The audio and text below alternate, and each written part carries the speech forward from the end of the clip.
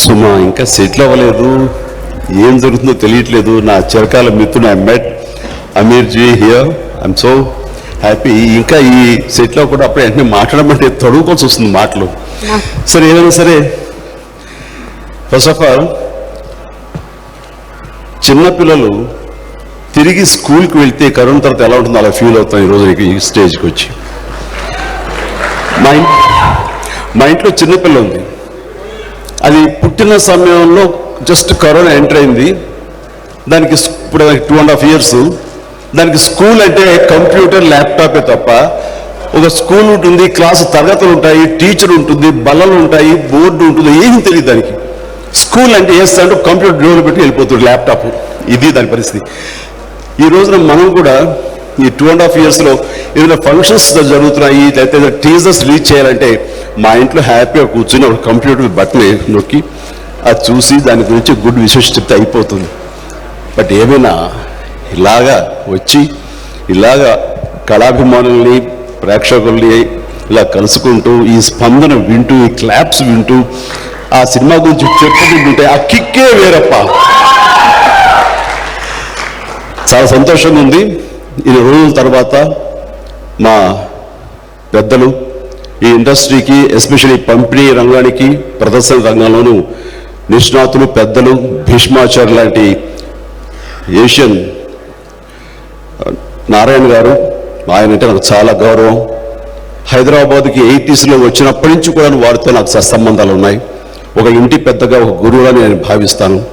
అలాంటి వారు ఈ రోజున నిర్మాతగా కూడా సినిమాలు తీస్తున్నారంటే కనుక ఎస్, మీలాంటి వాళ్ళు రావాలి సార్, సినిమాలు తీయాలి, సినిమా విలువ మరింత పెంచాలి. దానికోసం చెప్పి మనస్ఫూర్తిగా మీకు స్వాగతం పలుకుతున్నాము ఈ దీంట్లో. అలాగే వారి అబ్బాయి సునీల్, తండ్రికి తగ్గ తనయుడు, అది సరిగ్గా బాగుంటుంది. కానీ అతను తండ్రికి మించిన తనయుడు, చాలా స్మార్ట్. ఏదైనా అంటే మళ్ళీ చిన్నగా కినుకు వహిస్తాడు. కానీ కాంటెంపరీ ఈ డేస్లో ఒక స్మార్ట్ బిజినెస్ మ్యాన్ ఎలా ఉండాలో అది 100% సునీల్. అతని స్మార్ట్నెస్, అతని వే ఆఫ్ గోయింగ్ అహెడ్, అలాగే అతని డైనమిక్ అప్రోచ్, ఇవన్నీ కూడా మనస్ఫూర్తిగా నేను అభినందిస్తాను. ఆయన లేకపోతే బిగ్ స్క్రీన్స్, మల్టీప్లెక్స్ ఈ రోజున హైదరాబాద్లోనూ పలు ప్రాంతాలు ఇంత బాగా ఉన్నాయంటే దానికి పరోక్షంగా కాదు ప్రత్యక్షంగా కూడా సునీల్ తన చొరవ అది కారణం. ఫాదర్ చాలా కన్జర్వేటివ్గా వెళ్తారు, కానీ తను చాలా డైనమిక్గా వెళ్తాడు. ఈ రోజుల్లో అలాంటి సునీల్ లాంటి వ్యక్తులు ఉండాలి. కాబట్టి ఈ రోజున ఈ పంపిణీ రంగం కానీ, ప్రదర్శన రంగం కానీ ఇవన్నీ కూడా ఇంత భారతదేశంలో చెప్పుకునేంత గొప్పగా ఉన్నాయంటే దానికి కారణం ఇలాంటి youngsters. So I do welcome. ఈ రోజున లవ్ స్టోరీ అనగానే చాలా ఇంట్రెస్టింగ్ వచ్చింది. లవ్ స్టోరీ చూసి చాలా కాలం అయిపోయింది. అండ్ నా మిత్రుడు నాగార్జున కొడుకు Naga Chaitanya, very cool bye. ఇప్పుడే అమీర్ ఖాన్ గారు అన్నారు నాతోటి చెడ్డా చేశారు, ఆ సినిమాలో చాలా బాగుంది మా కాంబినేషన్ అంటూ అతని గురించి ప్రశంసిస్తుంటే yes, is a cool guy. చాలా యంగ్స్టర్స్ అందరూ కలిసి ఎగిసిపడుతుంటారు, కానీ ఎప్పుడు కంపోజ్డ్గా ఉంటాడు నాగ చైతన్య. అలాంటి కూల్ ఫాదర్కి కూల్ సన్ నాగార్జున, నాగ చైతన్య. అందుకు నాగ చైతన్య వెళ్ళి చాలా నిలకడగా వెళుతుంటాడు, చాలా నిదానంగా వెళుతుంటాడు. అది దీర్ఘకాలం ఇక్కడ సుస్థిర స్థానం ఏర్పరచుకోవడానికి అంత కన్స్ట్రక్టివ్గా వెళుతుంటాడు. సో తను ఎంచుకునే కథ కానీ, తీసుకునే నిర్ణయాలు కానీ, కాంబినేషన్స్ కానీ చాలా చక్కగా వెళ్తున్నాడు. ఆ రకంగా లవ్ స్టోరీ కూడా ఆ విధంగా ఉంటుందని భావిస్తున్నాను. And all the very best Naga Chaitanya, love. And మీది అమీర్ ఖాన్, నా మిత్రుడు అమీర్ ఖాన్ గారి కాంబినేషన్ వచ్చే సినిమా. So I'm eagerly waiting to see that movie. That's what I been asking to my friend. He said soon you need. I said I come to Mumbai. No need. I'll bring the print for you and I will have a projection here in Hyderabad. So nice of you. And day by day, my friend, we have met long back in Tokyo airport. There I used to admire him. So wherever our shooting takes place, like at Ooty and other places, we used to meet. Right from beginning, we've been mutual admiration society we are. So that's how I used to admire him. And the way he's maintaining his physique and all these things are really amazing. The way you are striving to get good subjects, like in airport, Tokyo, he told me that. So I'm trying to get the rights of Forrest Gump, and with that inspiration of that film, I want to make Shudder, all these things. It's a very, very different character, and I don't know how he will justify all these things and how he will get it. But with a hard way, he able to get rights of that film and be there in Hollywood, and he convinced that story writer, and he made that film, and all of us were awaiting and to see you on the screen. And all the very best, Amirji. So, right, and thanks for coming to our town and being with us. Gives us a lot of energy and a lot of encouragement to these youngsters. Thank you. And then Sai Pallavi. Sai Pallavi నేను first time మా వరుణ్ తేజ్ సినిమాలో చూశాను. అప్పుడే first time చూడటం. అప్పటిదాకా సాయి పల్లవి ఎవరు నాకేం తెలియదు, కానీ సినిమా చూడగానే అందరూ సాంగ్లో చూస్తుంటే ద వే బాడీ లాంగ్వేజ్ కూడా స్టెప్స్ చూస్తుంటే I think you can understand Telugu. Telugu అద్భుతంగా మాట్లాడతాను కాబట్టి ఇది. సో చూస్తుంటే ఎవరి అమ్మాయి, she must be very good dancer. ఏంటో ప్రొజెక్షన్, ఏంటో ఎనర్జీ, ఏంటో స్మైల్ అటు అలాగా స్టన్ చూశాను. వెంటనే వరుణ్ వచ్చాడు, డాడీ ఎలా చేస్తాను, బాగా చేస్తానా? సారీ రా, నేను చూడలేదు, Sai Pallavi చూస్తుండిపోయాను. No, when my brother's son happened to Varun Tej, he also co-star of Sai Pallavi. So when they are dancing, I could see only Sai Pallavi, I didn't see that guy. So he asked me, trying to get appreciation from me. He said, how do you act? Sorry, I didn't see you.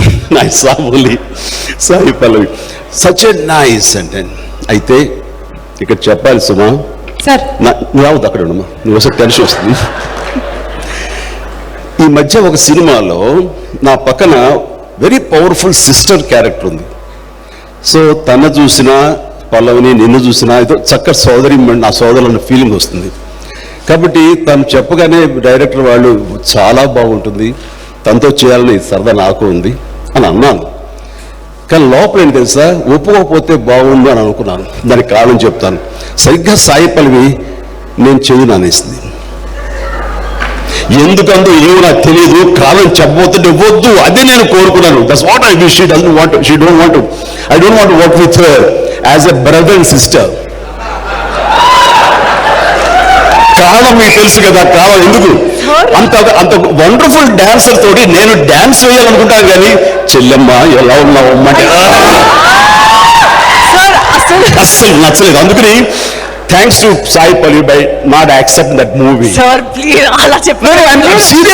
Seriously లేదు, నాకు remake అంటే చాలా భయమా అంతే. లేదంటే నేను అప్పటి నుంచే నేను యాక్చువల్లీ ఎప్పుడు ఫస్ట్ సినిమా చేసిన తర్వాత ఎక్కడైనా వేరే ఇండస్ట్రీస్కి వెళ్తే అక్కడ అడిగేది ఫస్ట్ క్వశ్చన్, మీరు చిరంజీవి గారిని కలిసారా, అక్కడ మీట్ చేశారా, ఏమైనా ఛాన్స్ వస్తుందా? నేను చెప్తున్నా అప్పటి నుంచి లేదండి, ఒక్కసారి నేను రామ్ చరణ్ గారిని కలిసానా.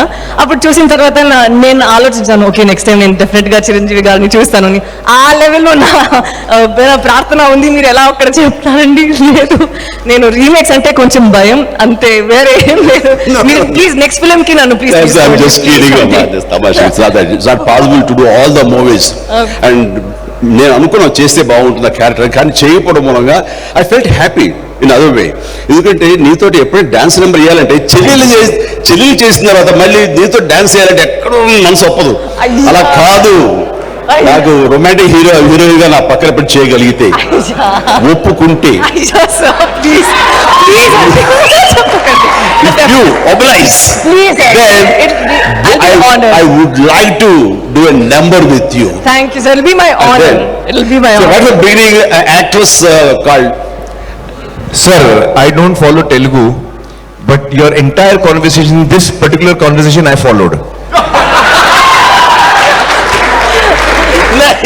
Nice. Yeah, there's a soul in this. There's honesty in this. And sir, I agree with you. Yes, right. You are right. So, in future, I mean, like Radha, I used to admire her while dancing. I used to get a lot of kick. And then Rambha and other heroes, of course, everybody is so good. And after it's Sridevi, of course, no one can substitute her. So those are heroes, 1 or 2 heroes that I used to get kick, challenging to work with them. And after that I thought, yeah, this is a girl with whom I have to Such an honor, do sir. it. Thank you so much. I would love to. It'll be an honor. do and prove I am also a dancer. Ayyo, sir, please.